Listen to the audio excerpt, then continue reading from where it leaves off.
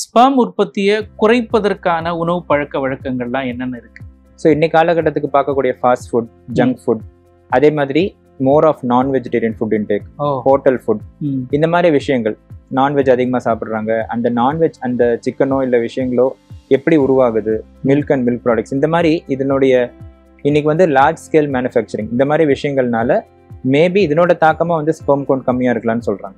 But நம்மளோட உணவு பழக்க வழக்கத்தில் ஒபிசிட்டியை உருவாக்கக்கூடிய எந்த பழக்கமாக இருந்தாலும் அது எல்லாமே ஸ்பெர்ம் அஃபெக்ட் பண்ண வாய்ப்பு இருக்குது. ஏன்னா இதனுடைய இந்த ஃபுட் ஹேபிட்ஸ்னாலையும் லைஃப் ஸ்டைல்னாலையும், அதாவது தூக்கம், மது பழக்கம், சிகரெட், இந்த மாதிரி விஷயங்கள்லாம் சேர்ந்து நம்மளோட என்டையர் பாடி ஆக்சிஸையே மாற்றிடுது.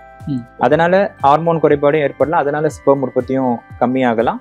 அதே மாதிரி நம்ம பாடிக்குள்ள இருக்கிற என்விரான்மெண்ட்டே மாறுறதுனால அதை திருப்பி ரீசெட் பண்ணுறதுக்கு நம்ம இதெல்லாம் ஹிஸ்ட்ரி எடுத்து நம்ம அவங்ககிட்ட எல்லா பாயிண்ட்ஸையும் சொல்லி 3 to 6 months கொடுக்கும்போது இந்த ப்ராப்ளம்ஸ்லாம் இம்ப்ரூவ் ஆகும்.